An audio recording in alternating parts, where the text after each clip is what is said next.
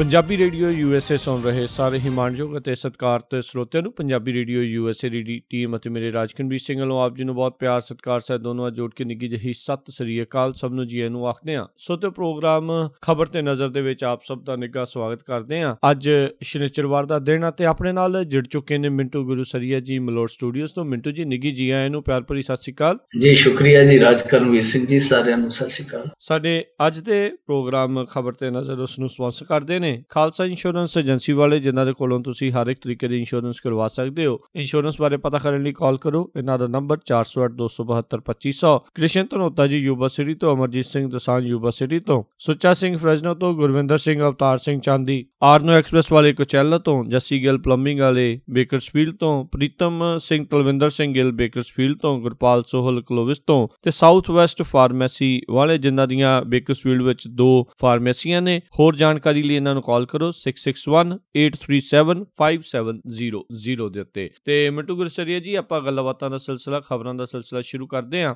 ਸਭ ਤੋਂ ਪਹਿਲੀ ਖਬਰ ਵੱਲ ਨਜ਼ਰ ਦੌੜਾਈਏ ਤੇ BCCI ਨੇ ਕੁੜੀਆਂ ਦੀ ਕ੍ਰਿਕਟ ਟੀਮ ਲਈ ਤਿਜੋਰੀ ਖੋਲੀ ਪਰ ਵੰਡ ਕਾਣੀ ਕੀਤੀ।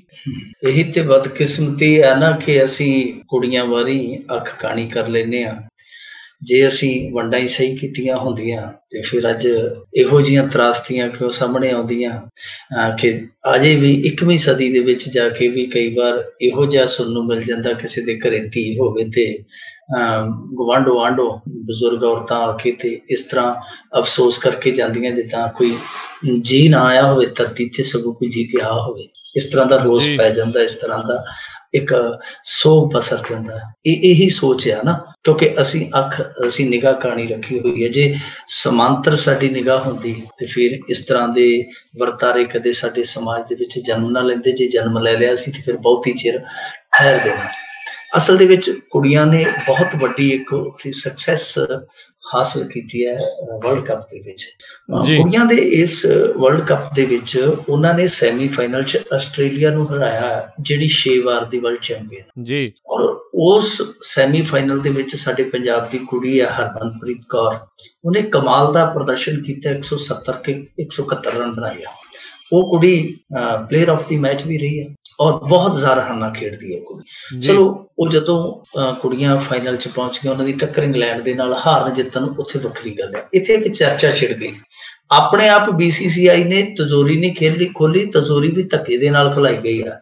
ਲੋਕਾਂ ਨੇ ਫਿਰ ਸਵਾਲ ਕੀਤਾ ਕਿ ਭਾਈ ਜਦੋਂ ਮੁੰਡੇ ਜਿੱਤਦੇ ਆ ਸਾਡੇ ਜਿਹੜੇ ਖੇਡ ਕੇ, ਤੇ ਉਦੋਂ ਤੇ ਨਾਲ ਦੀ ਨਾਲ ਤੁਸੀਂ ਨੋਟਾਂ ਦਾ ਮੀਂਹ ਭਰਾ ਦਿੰਦੇ ਹੋ। ਹੁਣ ਕੋਈ ਵੀ ਨਹੀਂ ਬੋਲਦਾ ਪਿਆ, ਨਾ ਸਰਕਾਰ ਬੋਲਦੀ ਪਈ ਆ, ਨਾ ਸਰਕਾਰ ਦੇ ਤਾਬਿਆਦਾਰ BCCI ਵਾਲੇ ਬੋਲਦੇ, ਕੋਈ ਵੀ ਨਹੀਂ ਬੋਲਦਾ ਪਿਆ। ਜਾਗੋ ਹੁਣ। ਤਾਂ ਫਿਰ BCCI ਨੇ ਅੱਜ ਐਲਾਨ ਕਰ ਦਿੱਤਾ ਕਿ ਅਸੀਂ ਹਰੇਕ ਕੁੜੀ ਨੂੰ 50-50 ਲੱਖ ਰੁਪਈਆ ਦਿਆਂਗੇ। ਹੁਣ ਇੱਥੇ ਆ ਕੇ ਇੱਕ ਪੇਚ ਫਸ ਜਾਂਦਾ ਕਿ ਠੀਕ ਹੈ, ਚਲੋ 50 ਲੱਖ ਰੁਪਈਆ ਇਨਾਮ ਦਾ ਬਹੁਤ ਆ, ਪਰ ਮਸਲਾ ਇਹ ਆ ਕਿ ਤੁਸੀਂ ਨਾ ਬਰਾਬਰਤਾ ਕਿਉਂ, ਅਸਾਮਾਪਣ ਕਿਉਂ ਰੱਖਦੇ ਹੋ ਤੁਸੀਂ? ਸਾਡੇ ਮੁੰਡਿਆਂ ਨੇ 2011 ਦੇ ਵਿੱਚ ਆਲਮੀ ਕੱਪ ਜਿੱਤਿਆ ਸੀ ਕ੍ਰਿਕਟ ਦਾ ਜੀ, ਤੇ ਉਸ ਸਮੇਂ ਇਹਨਾਂ ਨੇ ਕਰੋੜ ਰੁਪਈਆ ਲਾਣਿਆ ਸੀ ਇੱਕ ਖਿਡਾਰੀ ਨੂੰ, ਤੇ ਖਿਡਾਰੀ ਵਿਟਰ ਕੇ ਸਨ। ਉਹ ਕਹਿੰਦੇ ਅਸੀਂ 5 ਕਰੋੜ ਰੁਪਈਆ ਲੈਣਾ, ਅਸੀਂ ਕਰੋੜ ਰੁਪਈਆ ਅਸੀਂ ਨਹੀਂ ਚੱਕਦੇ। ਤੇ ਫਿਰ ਇਹਨਾਂ ਨੇ ਵਧਾ ਕੇ ਵਿਚਲਾ ਰਸਤਾ ਕੱਢਿਆ ਸੀ ਕਿ ਅਸੀਂ ਤੁਹਾਨੂੰ 2 ਕਰੋੜ ਦੇ ਦਿੰਦੇ। ਇਸ ਕਰਕੇ ਕੁਝ ਸਵਾਲ ਹੈ ਜਿਹੜੇ ਉਹ BCCI ਤੇ ਖੜੇ ਹੁੰਦੇ ਆ, ਕਿਉਂਕਿ ਮਸਲਾ ਕੱਲੇ ਇਨਾਮ ਦਾ ਨਹੀਂ ਰਾਜਕਰਨਵੀਰ ਸਿੰਘ ਜੀ। ਮਸਲਾ ਇਹ ਹੋਇਆ ਕਿ ਜੋ ਸਹੂਲਤਾਂ ਮੁੰਡਿਆਂ ਨੂੰ ਮਿਲਦੀਆਂ ਨੇ ਕ੍ਰਿਕਟ ਖਿਡਾਰੀਆਂ ਨੂੰ, ਅਕਸਰ ਤੇ ਰਿਪਰੈਜ਼ੈਂਟ ਉਹ ਵੀ ਇੰਡੀਆ ਨੂੰ ਹੀ ਕਰਦੇ ਆ, ਭਾਰਤ ਨੂੰ ਹੀ ਕਰਦੇ, ਤੇ ਕੁੜੀਆਂ ਵੀ ਭਾਰਤ ਨੂੰ ਕਰਦੀਆਂ। ਜੋ ਸਹੂਲਤਾਂ ਉਹਨਾਂ ਨੂੰ ਮਿਲਦੀਆਂ, ਉਹ ਸਹੂਲਤਾਂ ਅੱਧੀਆਂ ਵੀ ਕੁੜੀਆਂ ਨੂੰ ਨਹੀਂ ਦਿੱਤੀਆਂ ਜਾਂਦੀਆਂ। ਜੋ ਉਹਨਾਂ ਨੂੰ ਮੈਚ ਫੀਸ ਮਿਲਦੀ ਹੈ, ਤੁਸੀਂ ਮੈਚ ਫੀਸ ਦਾ ਕਿਤੇ ਅਨੁਪਾਤ ਕੱਢ ਕੇ ਦੇਖ ਲਿਓ।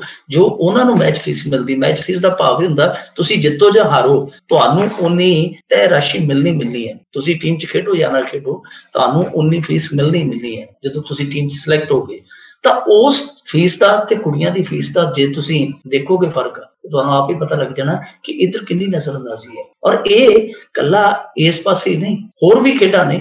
ਹਾਕੀ 'ਚ ਵੀ ਕੁੜੀਆਂ ਦੇ ਨਾਲ ਇਹੋ ਕੁਝ ਹੁੰਦਾ, ਨਾ ਹੀ ਇਹਨਾਂ ਨੂੰ ਕੋਈ ਬਹੁਤੀ ਮਸ਼ਹੂਰੀ ਮਿਲਦੀ ਹੈ। ਦੇਖੋ, ਕੁੜੀਆਂ ਵੀ ਸਟਾਰ ਪਲੇਅਰ ਨੇ। ਹਰਮਨਪ੍ਰੀਤ ਕੌਰ ਕੁੜੀ ਹੈ ਜਿਹੜੀ ਅੱਜ ਸਟਾਰ ਹੈ, ਦੁਨੀਆ ਸਲਾਮ ਕਰਦੀ ਪਈ ਹੈ, ਪਰ ਕਿਸੇ ਕੰਪਨੀ ਨੇ ਅਜੇ ਤੱਕ ਦੇਖੋ ਕਦੇ ਦਿਖਾਇਆ ਕਿ ਇਹ ਸਾਡੀ ਬ੍ਰਾਂਡ ਦੀ ਬ੍ਰਾਂਡ ਮਾਸਟਰ ਹੈ, ਕਦੇ ਮਸ਼ਹੂਰੀਆਂ 'ਚ ਲਿਆ ਕੁੜੀਆਂ ਨੂੰ। ਸੋ ਸਾਰੇ ਪਾਸੇ ਅਣਦੇਖੀ ਹੁੰਦੀ ਆ। BCCI ਨੇ ਜੋ ਇਹ ਕੀਤਾ ਠੀਕ ਕੀਤਾ, ਥੋੜਾ ਬਹੁਤ ਕੀਤਾ, ਪਰ ਜੋ ਕਾਣੀ ਵੰਡ ਰੱਖੀ ਆ, ਇਸ ਕਾਣੀ ਵੰਡ ਤੇ ਲੋਕ ਸਵਾਲ ਕਰਦੇ ਪਏ ਆ ਕਿ ਚਲੋ ਮੁੰਡਿਆਂ ਦੇ ਨਾਲ ਵੱਧ ਨਹੀਂ, ਪਰ ਮੁੰਡਿਆਂ ਦੇ ਬਰਾਬਰ ਇਹਨਾਂ ਨੂੰ ਰਾਸ਼ੀ ਦੇਣੀ ਚਾਹੀਦੀ ਸੀ, ਸਗੋਂ ਥੋੜੀ ਜਿਹੀ ਵਧਾ ਕੇ ਦਿੰਦੇ, ਚਾਹੇ ਉਹ ਫਾਈਨਲ 'ਚ ਹਾਰ ਵੀ ਜਾਂਦੀਆਂ, ਕਿਉਂਕਿ ਉਹਨਾਂ ਦਾ ਫਾਈਨਲ 'ਚ ਪਹੁੰਚਣਾ ਹੀ ਆਪਣੇ ਆਪ ਦੇ ਵਿੱਚ ਖਾਸ ਤੌਰ ਤੇ ਭਾਰਤ ਵਰਗੇ ਦੇਸ਼ ਲਈ ਆਪਣੇ ਆਪ ਦੇ ਵਿੱਚ ਇੱਕ ਮਾਣਮੱਤੀ, ਇੱਕ ਸ਼ਾਨਾਮੱਤੀ ਪ੍ਰਾਪਤੀ ਹੈ। ਜੀ ਬਿਲਕੁਲ ਮਿੰਟੂ ਗਿੱਲ ਸਰ। ਅਗਲੀ ਆਪਾਂ ਗੱਲ ਕਰਦੇ ਹਾਂ ਵੀ ਫੌਜ ਨੇ ਕਸ਼ਮੀਰੀ ਪੁਲਿਸ ਨੂੰ ਕੁੱਟ ਸੁੱਟਿਆ, ਮਾਮਲਾ ਹੋਇਆ ਦਰਜ। ਦੇਖੋ, ਪਹਿਲੀ ਗੱਲ ਤੇ ਰਾਜ ਕਰਨਵੀਰ ਸਿੰਘ ਜੀ ਇਹ ਕਿ ਜਦੋਂ ਸਾਡੇ ਵਰਗੇ ਇਸ ਤਰ੍ਹਾਂ ਦੇ ਮਸਲੇ ਚੁੱਕਦੇ ਆ ਤੇ ਉਹਨਾਂ ਨੂੰ ਫਿਰ ਝੱਟ ਦੇਸ਼ ਧਰੋਹੀ ਕਹਿ ਦਿੱਤਾ ਜਾਂਦਾ, ਰਾਸ਼ਟਰ ਵਿਰੋਧੀ ਕਹਿ ਦਿੱਤਾ ਜਾਂਦਾ ਕਿ ਤੁਸੀਂ ਫੌਜ ਤੇ ਸਵਾਲ ਖੜੇ ਕਰਦੇ ਹੋ। ਜਦੋਂ ਜੀਪ ਦੇ ਨਾਲ ਨੌਜਵਾਨ ਨੂੰ ਬੰਨਿਆ ਗਿਆ ਸੀ, ਸਾਡੇ ਵਰਗਿਆਂ ਨੇ ਵਿਰੋਧ ਕੀਤਾ ਤੇ ਲੋਕੀ ਕਹਿੰਦੇ ਸਨ ਤੁਸੀਂ ਫੌਜ ਤੇ ਉਹਨੇ ਕੌਣ ਉਂਗਲ ਚੁੱਕਣ ਵਾਲੇ।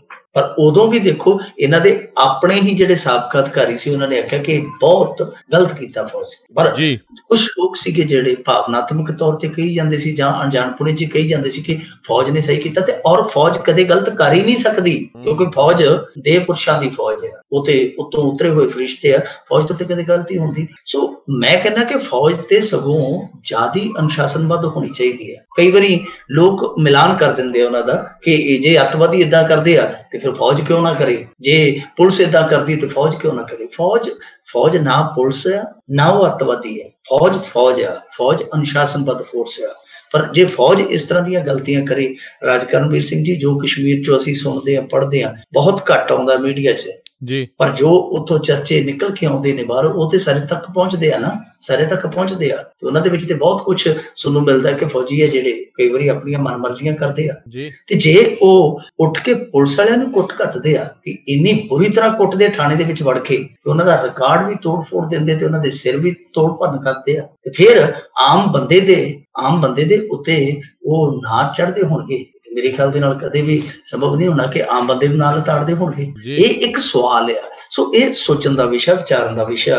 ਮੈਂ ਨਹੀਂ ਕਹਿੰਦਾ ਕਿ ਸਾਰੀ ਫੌਜ ਹੈ ਜਿਹੜੀ ਉਹ ਅਨੁਸ਼ਾਸਨਹੀਨ ਆ, ਸਾਰੀ ਫੌਜ ਹੈ ਜਿਹੜੀ ਉਹ ਕਰਪਟ ਆ, ਸਾਰੀ ਫੌਜ ਹੈ ਜਿਹੜੀ ਉਹ ਆਪ ਮੁਹਾਰੀ ਹੈ। ਨਹੀਂ, ਫੌਜ ਦੇ ਵਿੱਚ ਵੀ ਦੇਖੋ ਕਈ ਕਿਸਮ ਦੇ ਲੋਕ ਹੁੰਦੇ ਆ, ਕਈ ਕਿਸਮ ਦੀ ਮਾਨਸਿਕਤਾ ਹੁੰਦੀ ਹੈ, ਹਰੇਕ ਬੰਦੇ ਦੀ ਆਪਣੀ ਇੱਕ ਅਲੱਗ ਮਾਨਸਿਕਤਾ ਹੈ ਨਾ।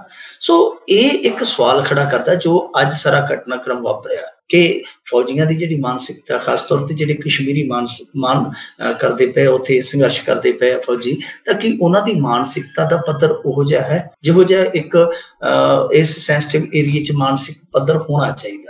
ਇਸ ਘਟਨਾ ਤੋਂ ਅੰਦਾਜ਼ਾ ਅਸੀਂ ਲਾ ਸਕਦੇ ਹਾਂ ਕਿ ਸ਼ਾਇਦ ਉਹ ਜਿਹੜੇ ਉੱਚ ਅਧਿਕਾਰੀ ਹੈ ਉਹ ਇਹਨਾਂ ਜਵਾਨਾਂ ਦਾ ਮਾਨਸਿਕ ਪੱਧਰ, ਮਾਨਸਿਕ ਤੌਰ ਤੇ ਤਿਆਰੀ ਉਸ ਪੱਧਰ ਦੀ ਨਹੀਂ ਕਰਵਾ ਸਕੇ ਜਿੱਦਾਂ ਅੱਜ ਹੋਇਆ। ਕਿਸੇ ਚੈੱਕ ਪੋਸਟ ਤੇ ਇਹਨਾਂ ਨੂੰ ਰੋਕਿਆ ਗਿਆ, ਕਿਸੇ ਨਿੱਜੀ ਗੱਡੀ 'ਚ ਆਉਂਦੇ ਪਏ ਸਨ।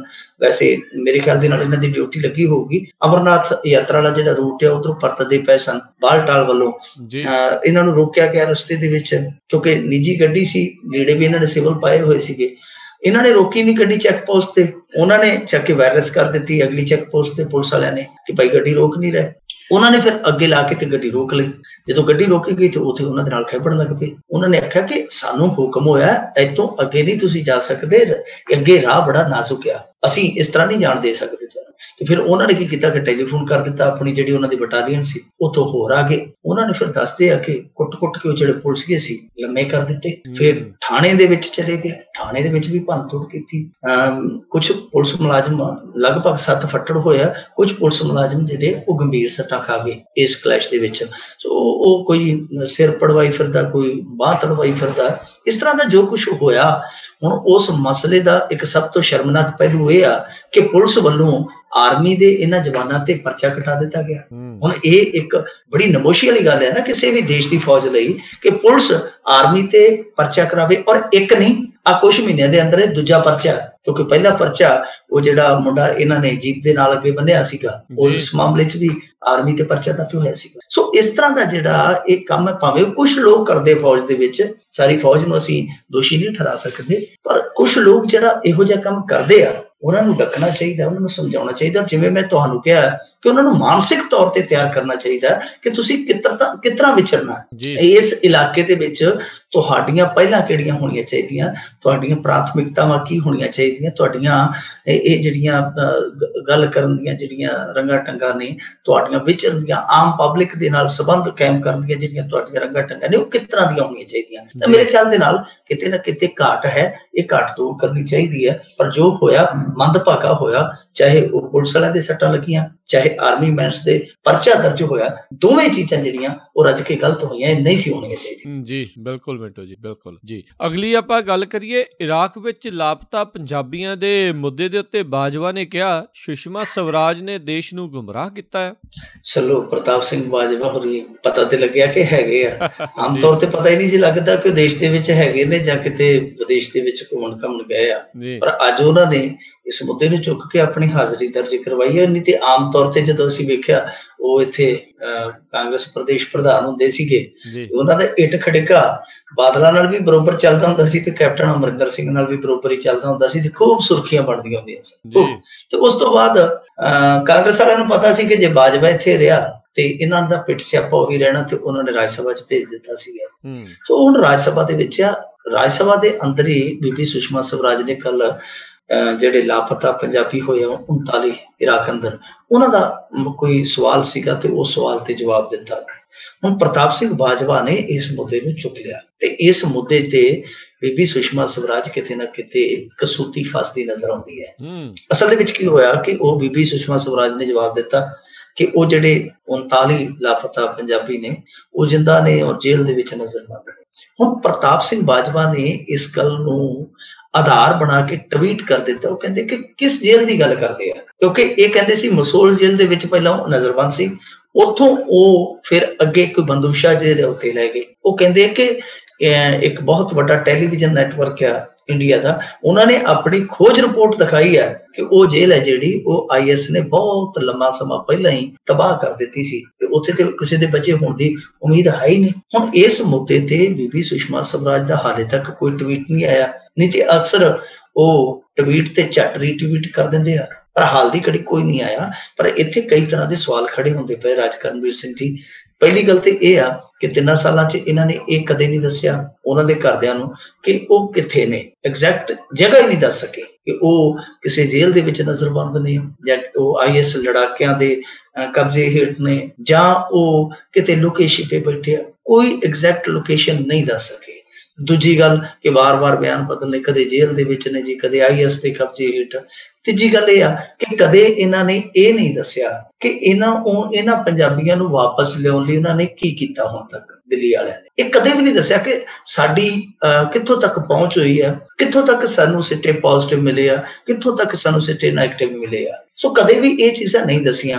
ਹੁਣ ਜੋ ਪ੍ਰਤਾਪ ਸਿੰਘ ਬਾਜਵਾ ਨੇ ਮੁੱਦਾ ਚੁੱਕਿਆ, ਉਸ ਮੁੱਦੇ ਤੇ ਜਾਂ ਤੇ ਹੁਣ ਇਹਨਾਂ ਨੂੰ ਜਵਾਬ ਦੇਣਾ ਪਵੇਗਾ, ਕਿਉਂਕਿ ਦੇਖੋ ਜੇ ਉਹ ਜੇਲ੍ਹ ਨਸ਼ਟ ਹੋ ਗਈ ਹੈ, ਜਿਸ ਤਰ੍ਹਾਂ ਇੱਕ ਟੈਲੀਵਿਜ਼ਨ ਚੈਨਲ ਇਹ ਦਾਅਵਾ ਕਰਦਾ ਪਿਆ, ਤਾਂ ਫਿਰ ਇਹਨਾਂ ਦਾ ਜਿਹੜਾ ਦਾਅਵਾ ਕਿ ਉਹ ਜਿੰਦਾ ਨੇ ਤੇ ਉਹ ਸਹੀ ਸੁਰੱਖਿਅਤ ਨੇ ਤੇ ਅਸੀਂ ਆਪਣੀ ਪੂਰੀ ਬਾਹ ਲਾਉਣੇ ਪਏ ਉਹਨਾਂ ਨੂੰ ਵਾਪਸ ਲਿਆਉਣ ਲਈ, ਤਾਂ ਫਿਰ ਇਹਨਾਂ ਦਾ ਦਾਅਵਾ ਜਿਹੜਾ ਉਸ ਟੈਲੀਵਿਜ਼ਨ ਨੈਟਵਰਕ ਦੇ ਦਾਅਵੇ ਨਾਲ ਮੇਲ ਹੀ ਨਹੀਂ ਖਾਂਦਾ। ਦੋਵਾਂ ਚੋਂ ਕੌਣ ਝੂਠਾ ਹੈ, ਇਹ ਤੇ ਵਿਦੇਸ਼ ਮੰਤਰਾਲੇ ਨੂੰ ਤੈਅ ਕਰਨਾ ਪਊ। ਦੂਜੀ ਗੱਲ ਇਹ ਆ ਕਿ ਇਹਨਾਂ ਦਾ ਵਿਦੇਸ਼ ਰਾਜ ਮੰਤਰੀ ਸਾਬਕਾ ਜਨਰਲ VK ਸਿੰਘ ਉੱਥੋਂ ਹੋ ਕੇ ਆਇਆ। ਇਹ ਤੇ ਕਹਿੰਦੇ ਸੀਗੇ ਕਿ ਜਨਰਲ VK ਸਿੰਘ ਗਿਆ, ਹੁਣ ਇਹ ਨਹੀਂ ਦੱਸਦੇ ਪਏ ਕਿ ਉੱਥੋਂ ਰਿਪੋਰਟ ਕੀ ਆ। ਇਹ ਤੇ ਘੱਟੋ ਘੱਟ ਦੱਸਣਾ ਚਾਹੀਦਾ ਨਾ ਕਿ ਜਨਰਲ VK ਸਿੰਘ ਨੇ ਜਾ ਕੇ ਉੱਥੇ ਵੇਖਿਆ ਕੀ ਆ, ਉਹਨਾਂ ਪੰਜਾਬੀਆਂ ਬਾਰੇ ਕੀ ਪਤਾ ਕੀਤਾ, ਉਹਨਾਂ ਪੰਜਾਬੀਆਂ ਬਾਰੇ ਉੱਥੇ ਜਾ ਕੇ ਕਿਹਨਾਂ ਦੇ ਨਾਲ ਗੱਲਬਾਤ ਕੀਤੀ ਹੈ, ਅੱਗੋਂ ਕਿਹੋ ਜਿਹਾ ਰਿਸਪੌਂਸ ਮਿਲਿਆ, ਉਹਦਾ ਕੁਛ ਨਾ ਕੁਛ ਲੋਕਾਂ ਨੂੰ ਉਹ ਸੋਗ ਤਾਂ ਦੇਣਾ ਚਾਹੀਦਾ ਨਾ। ਸੋ ਇਸ ਕਰਕੇ ਵਿਦੇਸ਼ ਮੰਤਰਾਲਾ ਵੀ ਕਈ ਕਿਸਮ ਦੇ ਸਵਾਲਾਂ ਦਾ ਸਾਹਮਣਾ ਕਰਦਾ ਪਿਆ।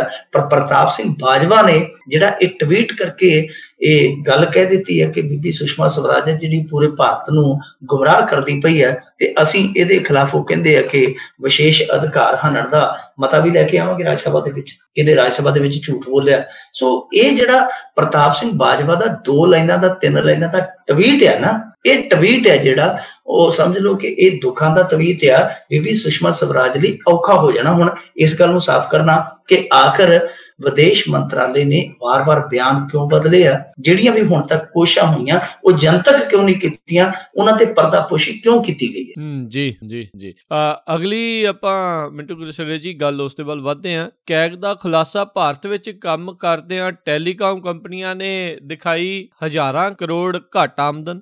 ਦੇਖੋ ਕੈਗ ਦੇ ਜਿੰਨੇ ਵੀ ਖੁਲਾਸੇ ਹੋ ਰਹੇ ਆ ਉਹ ਬੜੇ ਜ਼ਬਰਦਸਤ ਖੁਲਾਸੇ ਹੋ ਰਹੇ ਆ, ਪਰ ਇਹ ਜਿਹੜੀਆਂ ਕੈਗ ਦੀਆਂ ਰਿਪੋਰਟਾਂ ਹੁੰਦੀਆਂ ਨੇ ਇਹ ਸਿਰਫ ਵਿਚਾਰੀਆਂ ਅਖਬਾਰਾਂ ਜੋਗੀਆਂ ਰਹਿੰਦੀਆਂ, ਇਹਨਾਂ ਤੇ ਐਕਸ਼ਨ ਉਹਨੇ ਨਹੀਂ ਲਏ ਜਾਂਦੇ ਜਿੰਨੇ ਲੈਣੇ ਚ ਬਣਦੇ ਆ। ਪਰ ਅੱਜ ਇੱਕ ਵਧੀਆ ਗੱਲ ਇਹ ਹੋਈ ਕਿ ਕੱਲ ਜਿਹੜਾ ਰੇਲਵੇ ਨਾਲ ਜੁੜਿਆ ਕੈਗ ਨੇ ਖੁਲਾਸਾ ਕੀਤਾ ਸੀ ਕਿ ਖਾਣਾ ਹੈ ਜਿਹੜਾ ਉਹ ਬੰਦਿਆਂ ਦੇ ਲਾਇਕ ਹੀ ਨਹੀਂ ਹੈਗਾ ਜੋ ਇੱਥੇ ਸਰਵ ਕੀਤਾ ਜਾਂਦਾ ਟ੍ਰੇਨਾਂ ਦੇ ਵਿੱਚ। ਤਾਂ ਉਸ ਮੁਤਲਕ ਇਹਨਾਂ ਨੇ ਫੌਰੀ ਤੌਰ ਤੇ ਕੁਝ ਸੁਧਾਰਵਾਦੀ ਕਦਮ ਚੁੱਕੇ ਆ, ਉਹ ਇੱਕ ਚੰਗਾ ਕੰਮ ਕੀਤਾ ਇਹਨਾਂ ਨੇ। ਪਰ ਦੂਜੇ ਪਾਸੇ ਜਿਹੜੀਆਂ ਹੋਰ ਕੁਝ ਪਰਤਾਂ ਖੋਲੀਆਂ ਨੇ ਕੈਗ ਨੇ, ਉਹ ਬਹੁਤ ਹੈਰਾਨ ਕਰਦੀਆਂ। ਉਹਦੇ ਚੋਂ ਸਭ ਤੋਂ ਵੱਡਾ ਖੁਲਾਸਾ ਜਿਹੜਾ ਕਿ ਮੀਡੀਆ ਦੱਸਦਾ ਨਹੀਂ ਪਿਆ, ਉਹ ਇਹ ਆ ਕਿ ਕੈਗ ਨੇ ਪ੍ਰਧਾਨ ਮੰਤਰੀ ਨਰਿੰਦਰ ਮੋਦੀ ਦੀ ਸੁਫਨਮਈ ਕਿਸਾਨ ਬੀਮਾ ਯੋਜਨਾ ਜਿਹੜੀ, ਉਹਨੂੰ ਵੀ ਦੇੜ ਕੇ ਰੱਖ ਦਿੱਤਾ ਕਿ ਅਸਲ ਦੇ ਵਿੱਚ ਜਿੰਨਾ ਕਲੇਮ ਕੀਤਾ ਜਾ ਰਿਹਾ ਕਿਸਾਨਾਂ ਵੱਲੋਂ, ਜਿੰਨਾ ਉਹਨਾਂ ਦਾ ਕਲੇਮ ਬਣਦਾ ਹੈ, ਉਦੋਂ ਉਹ ਚੌਥਾ ਹਿੱਸਾ ਵੀ ਨਹੀਂ ਦੇ ਰਹੇ। ਦੂਜੀ ਗੱਲ ਇਹ ਆ ਕਿ ਉਹ ਜੇਬਾਂ ਭਰ ਕੇ ਲਈ ਜਾਂਦੇ ਆ। ਤੀਜੀ ਗੱਲ ਇਹ ਆ ਕਿ ਉਹਨਾਂ ਦੇ ਕੋਲੋਂ ਹਿਸਾਬ ਕਿਤਾਬ ਲੈਣ ਦੀ ਇਹਨਾਂ ਦੇ ਕੋਲ ਕੋਈ ਅਥਾਰਟੀ ਹੈ ਨਹੀਂ। ਮਤਲਬ ਉਹ ਫਸਲੀ ਬੀਮਾ ਜੋ ਕਰਦੀਆਂ ਨੇ ਨਿੱਜੀ ਕੰਪਨੀਆਂ, ਵੈਸੇ ਇਹਦੇ ਚ ਕੁਝ ਕੁ ਸਰਕਾਰੀ ਹੈ, ਬਾਕੀ ਗੈਰ ਸਰਕਾਰੀ ਹੈ। ਉਹ ਕਹਿੰਦੇ ਕਿ ਜਿਹੜੀਆਂ ਗੈਰ ਸਰਕਾਰੀ ਕੰਪਨੀਆਂ, ਉਹਨਾਂ ਦੇ ਕੋਲ ਆਡਿਟ ਕਰਨ ਜਾਣਾ ਤੁਹਾਡੇ ਵੱਸ ਦੀ ਗੱਲ ਹੀ ਹੈ ਨਹੀਂ, ਕਿਉਂਕਿ ਤੁਸੀਂ ਉੱਥੇ ਆਪਣੇ ਆਪ ਨੂੰ ਅਧਿਕਾਰ ਹੀ ਨਹੀਂ ਰੱਖਦੇ ਕਿ ਤੁਸੀਂ ਜਾ ਕੇ ਉੱਥੇ ਆਡਿਟ ਕਰ ਲਓ। ਸੋ ਇਹ ਬੜਾ ਉਹਨਾਂ ਦਾ ਵੱਡਾ ਖੁਲਾਸਾ ਕਿ ਉਹ ਕੰਪਨੀਆਂ ਜਿਹੜੀਆਂ ਉਹ ਮੁਨਾਫਾ ਕਮਾ ਰਹੀਆਂ, ਕਿਸਾਨ ਹੈ ਜਿਹੜੇ ਉਹ ਮੌਤ ਕਮਾ ਰਹੇ ਆ। ਇੱਕ ਹੋਰ ਖੁਲਾਸਾ ਉਹਨਾਂ ਨੇ ਕੀਤਾ, ਤੁਹਾਨੂੰ ਪਤਾ ਹੀ ਹੈ, ਫੌਜ ਨਾਲ ਜੁੜਿਆ। ਉਹਦੇ ਚ ਇਹ ਕਿਹਾ ਕਿ ਕੁਝ ਐਮੂਨੀਸ਼ਨ, ਕੁਝ ਗੋਲਾ ਬਰੂਦ ਇਹੋ ਜਿਹਾ ਹੈ, ਜੇ ਜੰਗ ਲੱਗ ਜਾਵੇ ਤੇ ਉਹ 10 ਦਿਨ ਵੀ ਨਹੀਂ ਕੱਢਣਾ। ਉਹ ਵੀ ਇੱਕ ਬਹੁਤ ਖਤਰਨਾਕ ਖੁਲਾਸਾ ਹੈ। ਹੁਣ ਇਸ ਮਸਲੇ ਦੇ ਵਿੱਚ ਜਿਹੜਾ ਟੈਲੀਕਾਮ ਕੰਪਨੀਆਂ ਵਾਲਾ ਖੁਲਾਸਾ ਹੋਇਆ, ਇਹ ਵੀ ਘੱਟ ਦਿਲਚਸਪ ਨਹੀਂ ਹੈ। ਉਹਨਾਂ ਦਾ ਕਹਿਣਾ ਕੀ ਹੈ? ਉਹਨਾਂ ਦਾ ਕਹਿਣਾ ਆ ਕਿ ਜਿਹੜੀਆਂ ਇੱਥੋਂ ਦੀਆਂ ਭਾਰਤੀ ਟੈਲੀਕਾਮ ਕੰਪਨੀਆਂ, ਇਹਨਾਂ ਨੇ ਜੋ ਆਮਦਨ ਦਿਖਾਈ ਹੈ 2010-11 ਤੋਂ ਲੈ ਕੇ 2014-15 ਤੱਕ, ਇਹ ਅੰਕੜਾ 14-15 ਤੱਕ ਆ। ਨੋਟ ਕਰਨ ਵਾਲੀ ਗੱਲ ਆ, ਜਦੋਂ ਸਰਕਾਰ UPA ਦੀ ਹੁੰਦੀ ਸੀ। ਸੋ ਨਰਿੰਦਰ ਮੋਦੀ ਦੀ ਸਰਕਾਰ ਦਾ ਇਹਦੇ ਨਾਲ ਕੋਈ ਤਾਲੁਕਾਤ ਨਹੀਂ, ਕਿਉਂਕਿ ਇਹਨਾਂ ਨੇ ਅੱਗੋਂ ਤੁਰਨਾ 14 ਤੋਂ। ਇਹ 14 ਤੋਂ ਪਿੱਛੇ ਵਾਲਾ ਅੰਕੜਾ ਸਾਹਮਣੇ ਆਇਆ। ਉਹ ਕਹਿੰਦੇ ਕਿ ਇਹਨਾਂ 3 ਸਾਲਾਂ ਦੇ ਵਿੱਚ ਭਾਰਤੀ ਟੈਲੀਕਾਮ ਕੰਪਨੀਆਂ ਜਿਹੜੀਆਂ ਇੱਥੇ ਭਾਰਤ ਦੇ ਵਿੱਚ ਕੰਮ ਕਰਦੀਆਂ, ਇਹਨਾਂ ਨੇ ਘੱਟੋ ਘੱਟ 61,000 ਕਰੋੜ ਰੁਪਇਆ ਆਮਦਨ ਘੱਟ ਸ਼ੋ ਕੀਤੀ ਹੈ। ਘੱਟੋ ਘੱਟ 61,000 ਕਰੋੜ। ਜੇ ਹੁਣ ਰਾਜਕਰਨਵੀਰ ਸਿੰਘ ਜੀ, ਆਪਾਂ ਮੋਟੇ ਜਿਹੇ ਤੌਰ ਤੇ ਹਿਸਾਬ ਕਿਤਾਬ ਲਾਈਏ ਕਿ ਜਿਹੜੀਆਂ ਕੰਪਨੀਆਂ ਨੇ 61,000 ਕਰੋੜ ਆਪਣੀ ਬੈਲੈਂਸ ਸ਼ੀਟ ਦੇ ਵਿੱਚ ਆਮਦਨ ਘੱਟ ਦਿਖਾਈ ਹੈ, ਤਾਂ ਉਹਦਾ ਸਰਕਾਰ ਨੂੰ ਕਿੰਨਾ ਘਾਟਾ ਪਿਆ ਹੋਊਗਾ? ਮੇਰੇ ਖਿਆਲ ਦੇ ਨਾਲ ਜੇ ਅਸੀਂ ਮੰਨ ਕੇ ਚੱਲੀਏ ਟੈਕਸ ਦਾ ਜਾਂ ਹੋਰ ਜੋ ਵੀ ਲੱਗਦੇ ਅਸੈਸ ਵਗੈਰਾ, ਤਾਂ ਘੱਟੋ ਘੱਟ 7,000 ਕਰੋੜ 8,000 ਕਰੋੜ ਰੁਪਇਆ ਜਿਹੜਾ ਉਹ ਸਰਕਾਰ ਦਾ ਮਾਰਿਆ ਗਿਆ। ਸਰਕਾਰ ਦਾ ਕਾਹਦਾ ਮਾਰਿਆ ਗਿਆ? ਲੋਕਾਂ ਦਾ ਮਾਰਿਆ ਗਿਆ ਜੀ। ਕਿਉਂਕਿ ਇਹ ਜਿਹੜੇ ਟੈਕਸ ਨੇ ਉਹ ਲੋਕਾਂ ਦੀ ਭਲਾਈ ਲਈ ਆ, ਕਿਉਂਕਿ ਲੋਕ ਪਹਿਲਾਂ ਟੈਕਸ ਦਿੰਦੇ ਆ, ਬਦਲੇ ਚ ਕੁਝ ਟੈਕਸ ਹੈ ਜਿਹੜਾ ਉਹ ਉਹਨਾਂ ਨੂੰ ਸਹੂਲਤਾਂ ਦੇ ਰੂਪ ਦੇ ਵਿੱਚ ਪ੍ਰਾਪਤ ਹੁੰਦਾ। ਸੋ ਇੱਥੇ ਉਹ ਲੁੱਟ ਹੋ ਗਈ ਆ। ਹੁਣ ਇਹ ਅੰਕੜਾ ਜਿਹੜਾ ਅੱਗੇ ਆਏਗਾ 2014 ਤੋਂ 14-15 ਤੋਂ ਅੱਗੇ 16-17-18 ਦਾ, ਉਹ ਬਾਅਦ ਦੀ ਗੱਲ ਆ। ਪਰ ਕਮਾਲ ਦੀ ਗੱਲ ਹੈ ਕਿ UPA ਸਰਕਾਰ ਚ ਦੇਖੋ ਬਣ ਕੀ ਰਿਹਾ ਸੀਗਾ ਕਿ ਐਡਾ ਵੱਡਾ 2G ਸਪੈਕਟਰਮ ਘੁਟਾਲਾ ਹੋਇਆ, ਤਾਂ ਵੀ ਇਹਨਾਂ ਨੂੰ ਅਕਲ ਨਹੀਂ ਆਈ ਤੇ ਟੈਲੀਕਾਮ ਕੰਪਨੀਆਂ ਜਿਹੜੀਆਂ ਉਹ ਸਿੱਧੇ ਰੂਪ ਦੇ ਵਿੱਚ ਲੁੱਟ ਕਰਦੀਆਂ ਰਹੀਆਂ, ਔਰ ਲੁੱਟ ਕਰਕੇ ਆਪਣੀ ਬੈਲੈਂਸ ਸ਼ੀਟ ਦੇ ਵਿੱਚ ਵੀ ਹੇਰ-ਫੇਰ ਕਰਦੀਆਂ ਰਹੀਆਂ। ਇਹ ਟੈਲੀਕਾਮ ਮੰਤਰਾਲਾ ਜਿਹੜਾ, ਜਿਹਨੂੰ ਅਸੀਂ ਦੂਰ ਸੰਚਾਰ ਮੰਤਰਾਲਾ ਕਹਿ ਦਿੰਦੇ ਆ, ਸੂਚਨਾ ਪ੍ਰਸਾਰਣ ਮੰਤਰਾਲਾ ਵੀ ਕਹਿ ਦਿੰਦੇ ਆ। ਸੋ ਇਸ ਮੰਤਰਾਲੇ ਦੇ ਵਿੱਚ ਬਹੁਤ ਮਲਾਈ ਹੈ ਰਾਜਕਰਨਵੀਰ ਸਿੰਘ ਜੀ। ਕਦੇ ਸਪੈਕਟਰਮ ਦੀ ਮਲਾਈ ਹੈ, ਕਦੇ ਫਲਾਣੇ ਦੀ ਮਲਾਈ ਹੈ, ਕਦੇ ਟਮਕਾਣੇ ਦੀ ਮਲਾਈ ਹੈ। ਯਾਨੀ ਬਹੁਤ ਮਲਾਈਦਾਰ ਮੰਤਰਾਲਾ, ਤਾਂ ਹੀ ਇਹਦੇ ਲਈ ਬਹੁਤ ਭੱਜ ਦੌੜ ਹੁੰਦੀ ਹੈ। ਇਹ ਵੈਸੇ ਬਹੁਤ ਪਹਿਲਾਂ ਹੀ ਚਰਚਾ ਚ ਆ ਗਿਆ ਸੀਗਾ ਇਹ ਮੰਤਰਾਲਾ। ਸੁਖਰਾਮ ਹੁੰਦਾ ਸੀ, ਉਹ ਵੀ ਕਾਂਗਰਸ ਦਾ ਹੀ ਸੀਗਾ।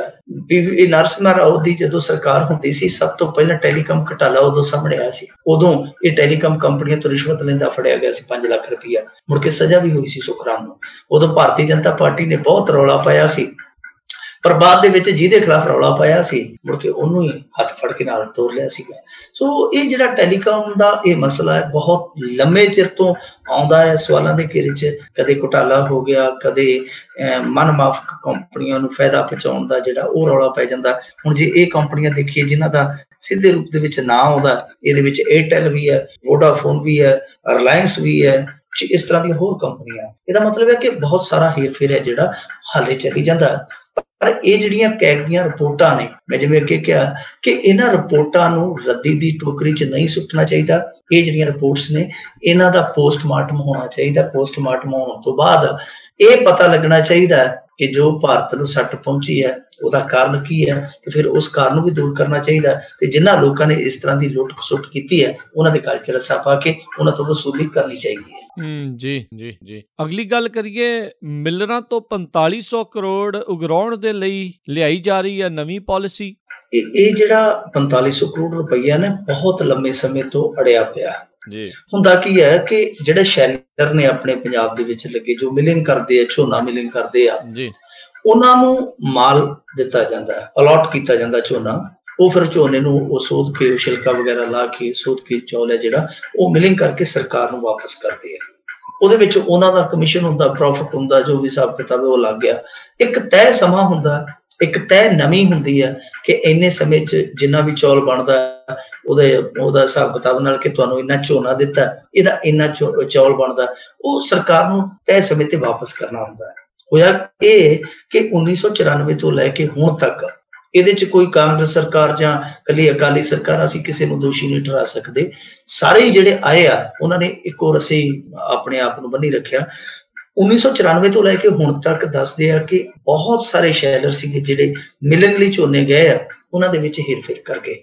ਉਹਨਾਂ ਨੇ ਉਹ ਜਿਹੜਾ ਤੈਅ ਚੌਲ ਸੀਗਾ, ਜੋ ਤੈਅ ਹੋਇਆ ਸੀਗਾ, ਤੈਅ ਮਾਤਰਾ ਦਾ ਚੌਲ, ਉਹ ਵਾਪਸ ਨਹੀਂ ਕੀਤਾ। ਅੜਦਾ ਪੈਸਾ ਅੜੀ ਗਿਆ। ਕਮਾਲ ਦੀ ਗੱਲ ਆ ਕਿ ਇੰਨਾ ਪੈਸਾ ਅੜ ਗਿਆ ਰਾਜਕਰਮਵੀਰ ਸਿੰਘ ਜੀ ਕਿ ਮੁੜ ਕੇ ਦਾੜੀ ਨਾਲ ਮੁੱਛਾਂ ਵੱਡੀਆਂ ਹੋ ਗਈਆਂ। ਪੈਸੇ ਨੂੰ ਵਿਆਜ ਪੈ ਕੇ ਉਹ ਰਕਮ ਬਣ ਗਈ 4500 ਕਰੋੜ। ਦਿਲਚਸਪ ਗੱਲ ਇਹ ਆ ਕਿ ਜਿੱਦਾਂ ਹੁਣ ਵੇਅਰ ਹਾਊਸਿੰਗ ਕਾਰਪੋਰੇਸ਼ਨ ਆ, ਉਹਨੇ 302 ਕਰੋੜ ਰੁਪਈਆ ਲੈਣਾ ਸੀਗਾ, ਪਰ ਉਹਦਾ ਵਿਆਜ ਕਿੰਨਾ ਬਣ ਗਿਆ? 700 ਕਰੋੜ ਰੁਪਈਆ। ਏਦਾਂ ਹੀ ਜੇ ਆਪਾਂ ਗੱਲ ਕਰੀਏ ਨਾ ਅਗਲੇ ਮਾਰਕਫੈਡ ਦਾ, ਤੇ ਮਾਰਕਫੈਡ ਨੇ 207 ਕਰੋੜ ਰੁਪਈਆ ਲੈਣਾ ਸੀਗਾ ਇਹਨਾਂ ਤੋਂ, ਮਿਲਰਾਂ ਤੋਂ, ਤੇ ਵਿਆਜ ਕਿੰਨਾ ਬਣ ਗਿਆ? 174 ਕਰੋੜ, ਯਾਨੀ 1074 ਕਰੋੜ ਜਿਹੜਾ ਹੈ ਉਹ ਵਿਆਜ ਦਾ ਬਣ ਕੇ ਉਹ ਨਾਲ ਰਲ ਕੇ ਬਣ ਗਿਆ। ਇਹ ਤੋਂ ਇਲਾਵਾ ਪੰਜਾਬ ਐਗਰੋ ਨੇ 283 ਕਰੋੜ ਰੁਪਈਆ ਲੈਣਾ ਸੀ, ਤੇ ਵਿਆਜ ਮਿਲਾ ਕੇ ਉਹ ਕਿੰਨਾ ਬਣ ਗਿਆ? 1283 ਕਰੋੜ, ਯਾਨੀ 900 ਕਰੋੜ ਰੁਪਈਆ ਵਿਆਜ ਲੱਗ ਗਿਆ। ਮਤਲਬ ਕਿ ਵਿਆਜ ਕਈ ਗੁਣਾ ਜ਼ਿਆਦਾ ਮੂਲ ਨਾਲੋਂ ਵੱਧ ਗਿਆ। ਹੁਣ ਇਹ ਜਿਹੜਾ ਵਿਆਜ, ਅੰਨਾ ਵਿਆਜ ਲੱਗਿਆ, ਉਹ ਮਿਲਰਾਂ ਲਈ ਇੱਕ ਰਸਤਾ ਬਣ ਗਿਆ। ਉਹਨਾਂ ਨੇ ਜਾ ਕੇ ਚੈਲੰਜ ਕਰ ਦਿੱਤੇ, ਕਿਉਂਕਿ ਉਹਨਾਂ ਦੇ ਨਿਲਾਮੀ ਨੂੰ ਵਗੈਰਾ ਨੋਟਿਸ ਵਗੈਰਾ ਜਿਹੜੇ ਉਹ ਕੱਢਦੇ ਹੀ ਆ ਮਹਿਕਮੇ। ਸੋ ਉਹਨਾਂ ਨੇ ਜਾ ਕੇ ਇਸ ਚੀਜ਼ ਨੂੰ ਚੈਲੰਜ ਕਰ ਦਿੱਤਾ, ਕਿਸੇ ਨੇ ਕੇਸ ਪਾ ਦਿੱਤਾ, ਕਿਸੇ ਨੇ ਸਟੇਟਸ ਲੈ ਲਿਆ। ਯਾਨੀ ਉਹ ਜਿਹੜੀ ਰਿਕਵਰੀ ਸੀਗੀ ਗਵਰਨਮੈਂਟ ਦੀ, ਜਿਹੜੀ ਖਾਸ ਤੌਰ ਤੇ ਪੰਜਾਬ ਗਵਰਨਮੈਂਟ ਦੀ, ਉਹ ਰਿਕਵਰੀ ਜਿਹੜੀ ਉਹ ਕੱਟੇ ਕੌਡੀਆਂ ਰੁਲ ਗਈ।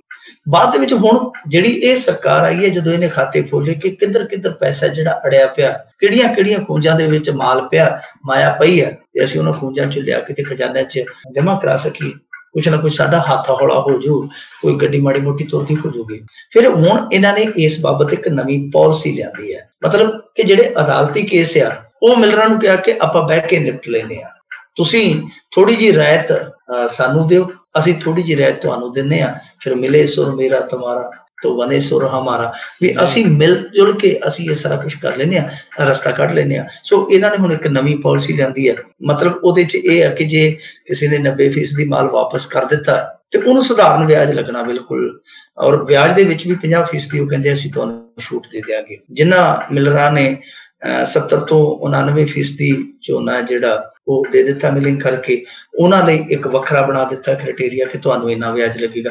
ਯਾਨੀ ਵਿਆਜ ਹੈ ਜਿਹੜਾ ਉਹ ਇਹਨਾਂ ਨੇ ਕਰ ਦਿੱਤਾ ਕਿ ਉਹਦਾ ਵਰਗੀਕਰਨ ਕਰ ਦਿੱਤਾ ਗਿਆ ਕਿ ਤੁਹਾਨੂੰ ਇੰਨਾ ਲੱਗੇਗਾ, ਤੁਹਾਨੂੰ ਇੰਨਾ ਲੱਗੇਗਾ, ਤੁਹਾਨੂੰ ਇੰਨਾ ਲੱਗੇਗਾ। ਜਿਹੜਾ ਉਹ ਬਹੁਤ ਵੱਡਾ ਵਿਆਜ ਸੀਗਾ, ਕਈ ਗੁਣਾ ਵਾਲਾ ਵਿਆਜ ਹੈ ਜਿਹੜਾ, ਉਹ ਵਿਆਜ ਦੇ ਵਿੱਚ ਥੋੜੀ ਜਿਹੀ ਹੁਣ ਰਾਇਤ ਮਿਲਣ ਦੀ ਸੰਭਾਵਨਾ ਹੈ।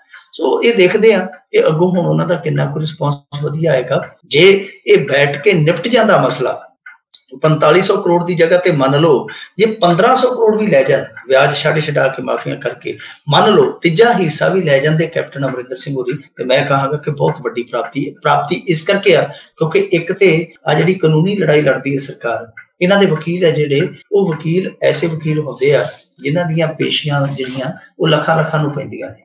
ਸੋ ਇੱਕ ਤੇ ਇਹ ਖਰਚਾ ਮੁੱਕੂ, ਦੂਸਰਾ ਇਹ ਆ ਕਿ ਜਿਹੜਾ ਪੈਸਾ ਅੜਿਆ ਹੋਇਆ ਉਹ ਨਿਕਲ ਆਊ, ਫਿਰ ਇਹਦੇ ਨਾਲ ਥੋੜਾ ਜਿਹਾ ਇਹਨਾਂ ਦਾ ਹੱਥ ਹੌਲਾ ਹੋ ਜਾਊ, ਔਰ ਪੰਜਾਬ ਦੇ ਖਜ਼ਾਨੇ ਦੇ ਵਿੱਚ ਜਿਹੜੀ ਰਕਮ ਆਉਣੀ ਚਾਹੀਦੀ ਸੀ ਬਹੁਤ ਪਹਿਲਾਂ, ਉਹ ਦੇਰ ਸਵੇਰ ਫਿਰ ਆ ਜਾਏਗੀ, ਜਿਹਦੇ ਨਾਲ ਜਨਤਾ ਦਾ ਵੀ ਭਲਾ, ਸਰਕਾਰ ਦਾ ਵੀ ਭਲਾ, ਔਰ ਸੁੱਖ ਨਾਲ ਉਹਨਾਂ ਲੋਕਾਂ ਦਾ ਵੀ ਭਲਾ ਜਿਨ੍ਹਾਂ ਨੇ ਬਹੁਤ ਲੰਮਾ ਸਮਾਂ ਪਹਿਲਾਂ ਆਪ ਦਾ ਭਲਾ ਕਰ ਲਿਆ ਸੀ। ਜੀ ਜੀ ਜੀ ਅਗਲੀ ਆਪਾਂ ਗੱਲ ਕਰੀਏ ਮਿੰਟੂ ਗੁਜਰਾਲ ਜੀ, ਬਾਕੀ ਬੱਚੇ ਨਿਯਮ ਤੇ ਕੌਂਸਲਾਂ ਵੀ ਆਉਣਗੀਆਂ ਵਿਜੀਲੈਂਸ ਪੜਤਾਲ ਹੇਠ ਸਿੱਧੂ ਦੇ ਹੁਕਮ? ਹਾਂ, ਦੇਖੋ ਸਿੱਧੂ ਨੇ ਜੋ ਕਾਰਵਾਈ ਸ਼ੁਰੂ ਕੀਤੀ ਹੈ ਨਗਰ ਨਿਗਮਾਂ ਦੇ ਖਿਲਾਫ, ਹੁਣ ਉਸ ਕਾਰਵਾਈ ਦੀ ਜਿਹੜੀ ਜਾਂਚ ਪੜਤਾਲ ਹੈ ਉਹਦਾ ਇਹਨਾਂ ਨੇ ਦਾਇਰਾ ਵਧਾ ਦਿੱਤਾ।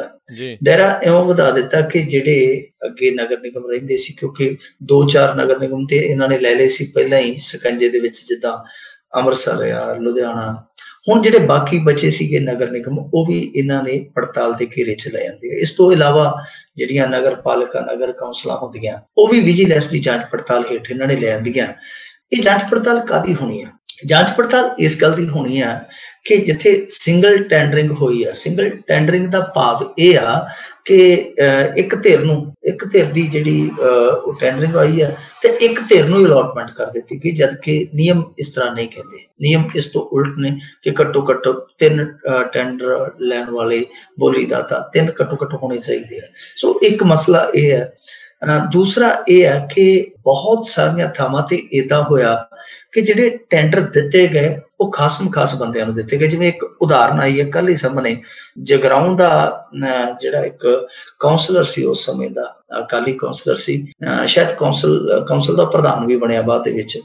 ਉਹਦੇ ਜਿਹੜੇ ਟੈਂਡਰ ਗਏ ਉਹ ਇੱਕ ਹੀ ਠੇਕੇਦਾਰ ਨੂੰ ਗਏ 7-8 ਕਰੋੜ ਦੇ, ਔਰ ਜਿਹੜਾ ਉਹ ਠੇਕੇਦਾਰ ਸੀ ਉਹਦਾ ਬਹੁਤ ਖਾਸ ਸੀਗਾ। ਤਾਂ ਇਸ ਮਾਮਲੇ ਦੇ ਵਿੱਚ 2 ਅਫਸਰ ਕੱਲ ਇਹਨਾਂ ਨੇ ਸਸਪੈਂਡ ਕਰ ਦਿੱਤੇ। ਉਸ ਸਮੇਂ ਦਾ ਈਓ ਵੀ ਸਸਪੈਂਡ ਕਰ ਦਿੱਤਾ, ਇੱਕ ਏਐਮਈ ਕੋਈ ਹੁੰਦਾ ਉਹ ਵੀ ਸਸਪੈਂਡ ਕਰ ਦਿੱਤਾ। ਸੋ ਕਾਰਵਾਈ ਸਿੱਧੂ ਬਹੁਤ ਧਾਕੜ ਤਰੀਕੇ ਨਾਲ ਕਰੀ ਜਾਂਦਾ। ਹੁਣ ਵਿਜੀਲੈਂਸ ਜਾਂਚ ਪੜਤਾਲ ਕਰਦੀ ਪਈ ਆ, ਕਿੱਥੇ ਸਿੰਗਲ ਟੈਂਡਰਿੰਗ ਹੋਈ ਆ, ਕਿੱਥੇ ਨੇਮ ਕਾਇਦਿਆਂ ਤੋਂ ਉਲਟ ਕੰਮ ਦਿੱਤੇ ਗਏ ਆ। ਇਹ ਤੋਂ ਇਲਾਵਾ ਇੱਕ ਚੀਜ਼ ਹੋਰ ਵੀ ਹੈ ਰਾਜ ਕਰਨਵੀਰ ਸਿੰਘ ਜੀ, ਨਵਜੋਤ ਸਿੱਧੂ ਨੇ ਕੰਮ ਇਹ ਕਰ ਦਿੱਤਾ ਹੈ ਕਿ ਜਿਹੜੇ ਕਰਮਚਾਰੀ ਸਥਾਨਕ ਸਰਕਾਰਾਂ ਦੇ, ਜਿਹੜੇ ਕੌਂਸਲਾਂ ਦੇ ਦਫ਼ਤਰਾਂ 'ਚ ਬਹਿੰਦੇ, ਨਗਰ ਪਾਲਿਕਾ ਦੇ ਦਫ਼ਤਰਾਂ 'ਚ ਬਹਿੰਦੇ ਆ, ਉਹਨਾਂ ਨੂੰ ਕਿਹਾ ਕਿ ਸਾਰੇ ਕੰਮ ਛੱਡੋ ਤੇ ਪਹਿਲਾਂ ਇਸ ਤਰ੍ਹਾਂ ਕਰੋ ਕਿ ਆਪਦੇ ਸ਼ਹਿਰਾਂ ਦੇ ਵਿੱਚ ਆਪਦੀਆਂ ਨਗਰ ਕੌਂਸਲਾਂ ਦੇ ਅਧੀਨ ਆਉਂਦੇ ਏਰੀਏ 'ਚ ਜਾ ਕੇ ਦੇਖੋ ਕਿ ਕਿਹੜੇ ਖੰਭੇ ਤੋਂ ਕਿਹੜੇ ਕੇਬਲ ਨੈਟਵਰਕ ਦੀ ਤਾਰ ਲੰਘਦੀ ਹੈ। ਉਹ ਸਾਰੇ ਖੰਭੇ ਗਿਣ ਕੇ ਆਓ। ਹੁਣ ਸਾਰੇ ਬੰਦੇ ਆ ਜਿਹੜੇ ਇਹਨਾਂ ਦੇ ਉਹ ਸਾਰੇ ਖੰਭੇ ਗਿਣ ਲੱਗੇ ਆ, ਤੜਕੇ ਤੋਂ ਚਲੇ ਜਾਂਦੇ ਆ। ਲੋਕ ਕਹਿੰਦੇ ਆ ਕਿ ਕਬੂਤਰ ਫੜਨ ਵਾਲੇ ਕੌਣ ਆ ਗਏ ਆ, ਕਿਉਂਕਿ ਤਾਂ ਉਹਨੂੰ ਵੇਖੀ ਜਾਂਦੇ ਆ 1 2 4। ਲੋਕ ਕਹਿੰਦੇ ਕਿ ਸ਼ਾਇਦ ਉਹ ਕਬੂਤਰ ਹੈ, ਤਾਂ ਉਹਨੂੰ ਕਹਿੰਦੇ ਕੋਈ ਕਬੂਤਰ ਗਿਆ ਹੋਣਾ। ਬਾਅਦ ਚ ਪਤਾ ਲੱਗਦਾ ਕਿ ਇਹ ਤੇ ਨਗਰ ਕੌਂਸਲ ਦੇ ਕਰਮਚਾਰੀ ਆ ਜਿਹੜੇ ਖੰਭੇ ਗਿਣਦੇ ਪਏ ਆ। ਹੁਣ ਦੂਜੇ ਪਾਸੇ ਇੱਕ ਪੱਖ ਹੋਰ ਵੀ ਆ ਕਿ ਦੇਖੋ ਸਾਰੇ ਕੰਮ ਸ਼ਹਿਰਾਂ ਦੇ ਜਿਹੜੇ ਉਹ ਠੱਪ ਹੋ ਗਏ। ਠੱਪ ਇਉਂ ਹੋ ਗਏ ਕਿ 4000 ਕਰੋੜ ਰੁਪਈਆ ਜਿਹੜਾ ਪਿਛਲੀ ਸਰਕਾਰ ਨੇ ਇਹਨਾਂ ਸ਼ਹਿਰੀ ਵਿਕਾਸ ਕਾਰਜਾਂ ਲਈ ਦਿੱਤਾ ਸੀਗਾ, ਉਹ ਜਿਹੜਾ ਅਲਾਟ ਹੋਇਆ ਪੈਸਾ, ਜਿਹੜਾ 10-15% ਖਰਚ ਹੋਇਆ, ਬਾਕੀ ਬਚਿਆ ਪੈਸਾ ਕੈਪਟਨ ਸਰਕਾਰ ਨੇ ਵਾਪਸ ਮੰਗਾ ਲਿਆ ਸੀ, ਤਾਂ ਕੰਮ ਉੱਥੇ ਠੱਪ ਹੋ ਗਏ। ਹੁਣ ਮੀਂਹ ਕਣੀ ਦਾ ਟਾਈਮ ਆ, ਜੇ ਇਸ ਤਰ੍ਹਾਂ ਦੀਆਂ ਬਰਸਾਤਾਂ ਹੋ ਜਾਂਦੀਆਂ ਕਿ ਜਿਹੜਾ ਕੰਮ ਹੋਇਆ ਉਹ ਵੀ ਗਲ ਗਿਆ ਤੇ ਉਹ ਵੀ ਇਹਨਾਂ ਦੇ ਗਲ ਪੈ ਜਾਣਾ। ਦੂਜੀ ਗੱਲ ਆ, ਜਿਹੜਾ ਚੰਗਾ ਕੰਮ ਹੋਇਆ ਮਾੜਾ ਤੇ ਉਸ ਬਾਰਿਸ਼ ਦੇ ਵਿੱਚ ਜਾਂ ਟੁੱਟ ਭੱਜ ਦੇ ਵਿੱਚ ਉਹ ਤੇ ਭਿੰਡ ਚੜਨਾ ਹੀ ਚੜਨਾ। ਜਿਹੜਾ ਚੰਗਾ ਕੰਮ ਹੋਇਆ ਨਾਲ ਉਹਦਾ ਵੀ ਬੇੜਾ ਗਰਕ ਹੋ ਜਾਣਾ। ਹੁਣ ਇਸ ਕਰਕੇ ਜਿਹੜੇ ਇਹਨਾਂ ਦੇ ਆਪਣੇ ਹੀ ਬੰਦੇ ਆ ਉਹ ਚਿੰਤਾ ਪ੍ਰਗਟ ਕਰਦੇ, ਉਹ ਕਹਿੰਦੇ ਆ ਕਿ ਨਵਜੋਤ ਸਿੱਧੂ ਠੀਕ ਆ, ਖੰਘ ਠੀਕ ਕਰਦਾ ਪਿਆ, ਕਿਤੇ ਇਹ ਨਾ ਹੋਵੇ ਕਿ ਖੰਘ ਠੀਕ ਕਰਦਾ ਗਰਮ ਦਵਾਈਆਂ ਦੇ ਕੇ ਸਾਡੀ ਪਾਰਟੀ ਨੂੰ ਪੀਲੀਆ ਹੀ ਕਰਾ ਦੇ। ਕਿਉਂਕਿ ਉਹ ਕਹਿੰਦੇ ਆ ਕਿ ਨਗਰ ਨਿਗਮਾਂ ਦੀਆਂ ਚੋਣਾਂ ਆ ਜਾਣੀਆਂ, ਨਗਰ ਕੌਂਸਲਾਂ ਦੀਆਂ, ਅਸੀਂ ਲੋਕਾਂ ਦੇ ਵਿੱਚ ਜਾਣਾ ਤੇ ਜੇ ਕੋਈ ਕੰਮ ਹੀ ਨਾ ਹੋਇਆ, ਕੰਮ ਠੱਪ ਪਏ ਜਿੱਦਾਂ, ਤੇ ਨਗਰ ਕੌਂਸਲਾਂ ਦੇ ਦਫ਼ਤਰ 'ਚ ਲੋਕ ਸਰਟੀਫਿਕੇਟ ਬਣਾਉਣ ਜਾਂਦੇ ਆ, ਉਹ ਕਹਿੰਦੇ ਨਹੀਂ ਜੀ ਅੱਜ ਉਹ ਸਾਹਿਬ ਨਹੀਂ ਮਿਲਣਗੇ, ਉਹਦੇ ਖੰਭੇ ਗਿਣ ਗਏ ਆ। ਲੋਕ ਇੱਕ ਦੂਜੇ ਨੂੰ ਪੁੱਛਦੇ ਆ ਕਿ ਇਹ ਡਿਊਟੀ ਕਿਹੜੀ ਆ, ਇਹ ਖੰਭੇ ਗਿਣ ਗਏ ਆ। ਸੋ ਇਸ ਤਰ੍ਹਾਂ ਦੇ ਮਾਹੌਲ ਦੇ ਵਿੱਚ ਇਹਨਾਂ ਦੇ ਆਪਣੇ ਬੰਦੇ ਨਵਜੋਤ ਸਿੱਧੂ ਤੇ ਥੋੜੀ ਜਿਹੀ ਖਾਰ ਵੀ ਖਾਣ ਡਏ ਆ ਕਿ ਜੇ ਨਵਜੋਤ ਸਿੱਧੂ ਇਸ ਤਰ੍ਹਾਂ ਹੀ ਕੰਮ ਕਰਦਾ ਰਿਹਾ, ਆਉਣ ਵਾਲੇ ਦਿਨਾਂ ਦੇ ਵਿੱਚ ਜਦੋਂ ਵੋਟਾਂ ਮੰਗਣ ਜਾਵਾਂਗੇ ਤੇ ਲੋਕ ਫਿਰ ਸਾਨੂੰ ਬਾਹੋਂ ਫੜ ਕੇ ਚਿੱਕੜ 'ਚ ਖਿਲਾਰ ਦੇਣਗੇ ਕਿ ਵੋਟਾਂ ਇਸ ਪ੍ਰਾਪਤੀ ਨੂੰ ਮੰਗਣ ਆਏ ਜੇ ਸਾਡੇ ਕੋਲ। ਜੀ ਪ੍ਰਬੰਧਕਾਂ ਲਈ ਇੱਕ ਵਾਰ ਫਿਰ ਨਮੋਸ਼ੀ, ਗੁਰਦੁਆਰੇ ਦੀ ਸਰਾਂ 'ਚ ਸੇਵਾਦਾਰ ਤੇ ਸਾਥੀ ਮੈਨੇਜਰ ਨੇ ਰੰਗੇ ਹੱਥੀ ਫੜੇ। ਇਹ ਅਸਲ ਦੇ ਵਿੱਚ ਜੋ ਘਟਨਾ ਵਾਪਰੀ ਵਾਕਿਆ ਬੜੀ ਸ਼ਰਮਨਾਕ ਘਟਨਾ ਹੈ। ਤਲਵੰਡੀ ਸਾਬੋ ਦੇ ਵਿੱਚ ਏਸੀ ਸਰਾਂ ਆ, ਬਹੁਤ ਵੱਡੀ ਯਾਤਰੂਆਂ ਲਈ ਬਣਾਈ ਗਈ ਹੈ। ਉੱਥੇ ਕੱਲ ਜਿਹੜਾ ਉੱਥੋਂ ਦਾ ਮੈਨੇਜਰ ਆ ਉਹਨੂੰ ਸ਼ੱਕ ਪਿਆ, ਉਹਨੇ ਜਾ ਕੇ ਅਚਨਚੇਤੀ ਚੈਕਿੰਗ ਕੀਤੀ ਰਾਤ ਨੂੰ ਤੇ ਉੱਥੇ ਇੱਕ ਲੜਕੀ ਵੀ ਪਾਈ ਗਈ। ਜਿਹੜਾ ਉੱਥੋਂ ਦਾ ਮੇਨ ਸੇਵਾਦਾਰ ਸੀ ਉਹ ਵੀ ਇਤਰਾਜ਼ਯੋਗ ਹਾਲ ਦੇ ਵਿੱਚ ਪਾਇਆ ਗਿਆ। 2-3 ਨਾਲ ਸੀ ਉਹਦੇ ਹੋਰ। ਕਮਾਲ ਦੀ ਗੱਲ ਤੇ ਇਹ ਆ ਕਿ ਜਿਸ ਬੰਦੇ ਨੇ ਉਹ ਲੜਕੀ ਸਪਲਾਈ ਕੀਤੀ ਸੀਗੀ ਉਸ ਬੰਦੇ ਨੂੰ ਵੀ ਫੜ ਲਿਆ ਗਿਆ। ਇਹਨਾਂ ਸਾਰਿਆਂ ਨੂੰ ਫੜ ਕੇ ਪੁਲਿਸ ਦੇ ਹਵਾਲੇ ਕਰ ਦਿੱਤਾ ਗਿਆ। ਵੈਸੇ 2-3 ਜਿਹੜੇ ਇਹਨਾਂ ਦੇ ਪੱਕੇ ਸੇਵਾਦਾਰ ਸੀ ਉਹਨਾਂ ਨੂੰ ਤੇ ਟਰਮੀਨੇਟ ਵੀ ਕਰ ਦਿੱਤਾ ਗਿਆ, ਪੁਲਿਸ ਨੂੰ ਫੜਾ ਦਿੱਤਾ ਗਿਆ। ਪੁਲਿਸ ਨੇ 295 ਜਿਹੜਾ ਕਿ ਧਾਰਮਿਕ ਭਾਵਨਾਵਾਂ ਭੜਕਾਉਣ ਦਾ ਕੇਸ ਹੁੰਦਾ ਉਹ ਦਰਜ ਕਰ ਲਿਆ, ਦਰਜ ਕਰਕੇ ਹਿਰਾਸਤ 'ਚ ਲੈ ਲਿਆ।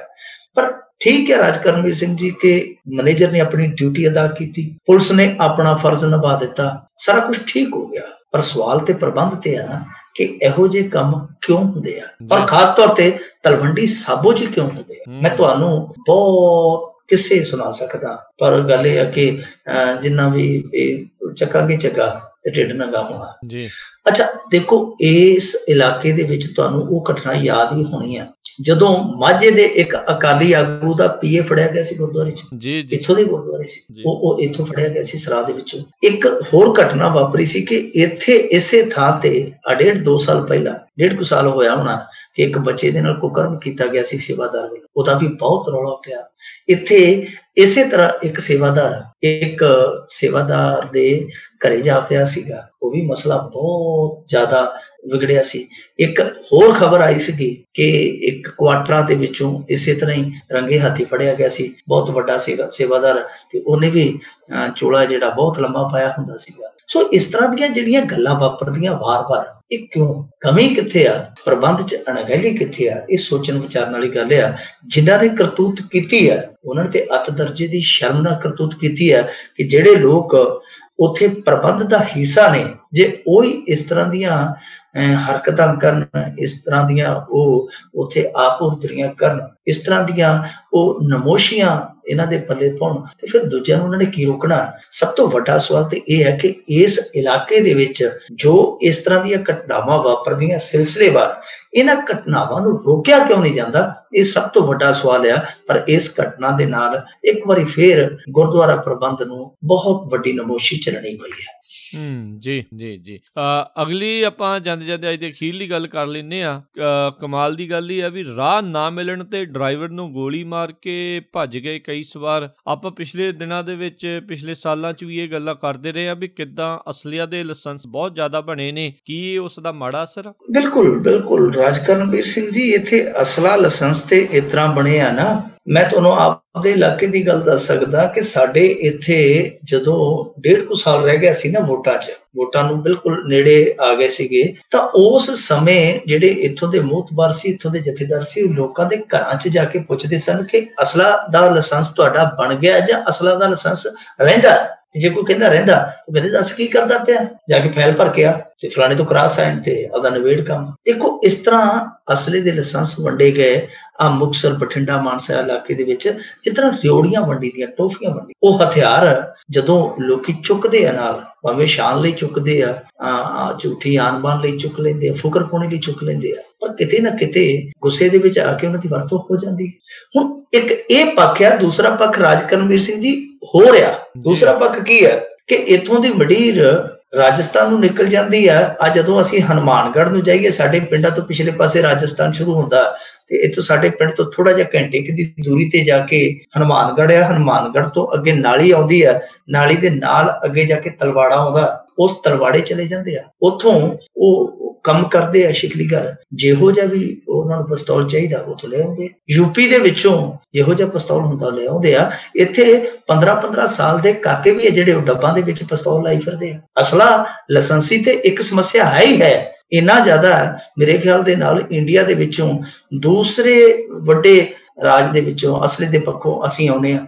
ਉਹ ਤੇ ਹੈ ਹੀ ਹੈ, ਪਰ ਜਿਹੜਾ ਨਜਾਇਜ਼ ਅਸਲਾ ਹੈ ਮੇਰੇ ਖਿਆਲ ਦੇ ਨਾਲ ਜੇ ਉਹ ਵੀ ਵਿੱਚ ਜੋੜ ਦਿੱਤਾ ਜਾਵੇ, ਤੇ ਜਿਵੇਂ ਯੂਪੀ ਤੋਂ ਬਾਅਦ, ਕਿਉਂਕਿ ਯੂਪੀ ਨੂੰ ਕੱਟਣਾ ਤੇ ਅੱਗੇ ਲਿਜਾਣਾ ਉਹ ਥੋੜਾ ਜਿਹਾ ਔਖਾ ਹੈ ਕਿਉਂਕਿ ਬਹੁਤ ਵੱਡਾ ਪ੍ਰਦੇਸ਼ ਹੈ, ਪਰ ਜਿਵੇਂ ਯੂਪੀ ਤੋਂ ਬਾਅਦ ਅੱਗੇ ਅਸਲਾ ਜਿਹੜਾ ਲਾਇਸੈਂਸੀ ਹੈ ਉਹ ਦੂਸਰਾ ਸਥਾਨ ਰੱਖਦਾ, ਤੇ ਜੇ ਨਜਾਇਜ਼ ਵੀ ਜੋੜਿਆ ਜਾਵੇ ਤਾਂ ਮੇਰੇ ਖਿਆਲ ਦੇ ਨਾਲ ਯੂਪੀ ਤੋਂ ਬਾਅਦ ਤਦ ਵੀ ਦੂਜੇ ਨੰਬਰ ਤੇ ਆਏਗਾ ਸਟੇਟ। ਸੋ ਇਹ ਇੱਕ ਸਮੱਸਿਆ ਹੈ ਕਿ ਨਜਾਇਜ਼ ਅਸਲਾ ਵੀ ਇੱਥੇ ਬਹੁਤ ਹੈ। ਤੀਜੀ ਗੱਲ ਜਿਹੜੀ ਸਭ ਤੋਂ ਜ਼ਰੂਰੀ ਗੱਲ ਹੈ ਕਰਨੀ ਕਿ ਦੇਖੋ ਲੋਕਾਂ ਦੀ ਮਾਨਸਿਕਤਾ ਦਾ ਵੀ ਸਵਾਲ ਹੈ ਨਾ। ਤੁਸੀਂ ਤੁਰੇ ਜਾਂਦੇ ਹੋ, ਅੱਜ ਜਿਹੜੀ ਘਟਨਾ ਵਾਪਰੀ ਹੈ ਇਹ ਵਾਪਰੀ ਹੈ ਰਾਜਾ ਸਾਂਸੀ ਦੇ ਲਾਗੇ, ਫਤਿਹਗੜ੍ਹ ਚੂੜੀਆਂ ਦੇ ਇਲਾਕੇ ਦੇ ਵਿੱਚ। ਉਥੋਂ ਬੱਸ ਕੋਈ ਆਉਂਦੀ ਪਈ ਸੀ, ਬੱਸ ਨੂੰ ਪਾਸ ਕਰਨਾ ਸੀ, ਕਾਰ ਸਵਾਰਾਂ ਨੇ ਹਾਰਨ ਮਾਰਿਆ। ਕਈ ਵਾਰੀ ਨਹੀਂ ਪਤਾ ਲੱਗਦਾ, ਹੈਵੀ ਮਸ਼ੀਨਰੀ ਵਾਲਾ ਜਿਹੜਾ ਡਰਾਈਵਰ ਤੁਹਾਨੂੰ ਪਤਾ ਉਹ ਆਪਣੀ ਧੁੰਦ 'ਚ ਵੀ ਲੱਗਾ ਹੁੰਦਾ, ਕਈ ਵਾਰ ਉਹਦਾ ਧਿਆਨ ਹੈ ਜਿਹੜਾ ਉਹ ਅਗਾਂਹ ਹੁੰਦਾ, ਉਹ ਸਾਈਡ ਸ਼ੀਸ਼ੇ 'ਚ ਨਹੀਂ ਵੇਂਦਾ, ਹਾਰਨ ਮਾਰਿਆ ਤੇ ਉਹਨਾਂ ਨੇ ਬਰਾਬਰ ਆ ਕੇ, ਉਹਨਾਂ ਨੇ ਜਦੋਂ ਸਾਈਡ ਲੈ ਰਹੇ ਸੀਗੇ, ਬਰਾਬਰ ਆ ਕੇ ਉਹਨੂੰ ਡਰਾਈਵਰ ਨੂੰ ਕਿਹਾ ਕਿ ਰੋਕੇ, ਤੇ ਮੁੜ ਕੇ ਫਾਇਰ ਮਾਰ ਕੇ ਭੱਜ ਗਏ। ਹੁਣ ਦੇਖੋ 2 ਮਿੰਟ ਲੱਗੇ, ਆਰਾਮ ਦੇ ਨਾਲ ਗੋਲੀ ਮਾਰ ਕੇ ਡਰਾਈਵਰ ਨੂੰ ਚਲੇ ਗਿਆ। ਇਸ ਤਰ੍ਹਾਂ ਦੀ ਘਟਨਾ ਅੱਗੇ ਵੀ ਇੱਕ ਵਾਪਰੀ ਆ। ਮੈਨੂੰ ਯਾਦ ਆ ਪਿਛਲੇ ਸਾਲ ਸਰਦੀਆਂ ਦੀ ਗੱਲ ਹੈ ਮੇਰੇ ਖਿਆਲ ਦੇ ਨਾਲ, ਕਿ ਉਦੋਂ ਚੰਡੀਗੜ੍ਹ ਤੋਂ ਜਿਹੜਾ ਪਟਿਆਲੇ ਨੂੰ ਆਉਂਦਾ ਹਾਈਵੇ, ਉਸ ਹਾਈਵੇ ਤੇ ਰਾਜਪੁਰੇ ਦੇ ਲਾਗੇ ਰੋਡਵੇਜ਼ ਦੇ ਡਰਾਈਵਰ ਨੂੰ ਇਸੇ ਤਰ੍ਹਾਂ ਹੀ ਕਾਰ ਸਵਾਰਾਂ ਨੇ ਗੋਲੀ ਮਾਰ ਦਿੱਤੀ ਸੀ, ਤੇ ਅੱਜ ਤੱਕ ਮੈਨੂੰ ਨਹੀਂ ਲੱਗਦਾ ਉਹ ਬੰਦੇ ਫੜੇ ਗਏ, ਤੇ ਮੈਨੂੰ ਇਹ ਵੀ ਲੱਗਦਾ ਕਿ ਇਹ ਵੀ ਬੰਦੇ ਨਹੀਂ ਫੜੇ ਜਾਣੇ। ਸਭ ਤੋਂ ਵੱਡੀ ਗੱਲ ਰਾਜਕਰਨਵੀਰ ਜੀ ਇਹ ਆ ਕਿ ਸਾਡੀ ਮਾਨਸਿਕਤਾ ਕਿਹੋ ਜਿਹੀ ਬਣਦੀ ਜਾ ਰਹੀ ਹੈ ਕਿ ਅਸੀਂ ਮਾਮੂਲੀ ਜਿਹੀ ਗੱਲ ਤੇ ਬੰਦੇ ਨੂੰ ਫਾਇਰ ਮਾਰ ਦਿੰਦੇ, ਇਹ ਵੀ ਨਹੀਂ ਸੋਚਦੇ ਕਿ ਬੰਦੇ ਦੇ ਨਾਲ ਅੱਗੇ ਹੋਰ ਕਿੰਨੇ ਬੰਦੇ ਜੁੜੇ ਹੋਣਗੇ, ਬੰਦੇ ਦੇ ਜਾਣ ਦੇ ਨਾਲ ਹੋਰ ਕਿੰਨੀਆਂ ਜਾਨਾਂ ਜੁੜੀਆਂ ਨੇ, ਕੀ ਪਤਾ ਉਹਦੀਆਂ ਕਿੰਨੀਆਂ ਕੁੜੀਆਂ, ਕਿੰਨੇ ਮੁੰਡੇ ਪਿੱਛੇ ਜਿਹੜੇ ਉਹਦੇ ਤੇ ਮੁਨੱਸਰ ਨੇ, ਉਹਦੇ ਤੇ ਨਿਰਭਰ ਨੇ। ਅਸੀਂ ਸੋਚ ਹੀ ਨਹੀਂ ਰਹੇ ਕਿ ਮਾਮੂਲੀ ਜਿਹਾ ਝਗੜਾ ਸਾਨੂੰ ਇੱਥੋਂ ਤੱਕ ਪਹੁੰਚਾ ਦਿੰਦਾ ਕਿ ਅਸੀਂ ਕਿਸੇ ਦਾ ਖੂਨ ਡੋਲ ਦਈਏ।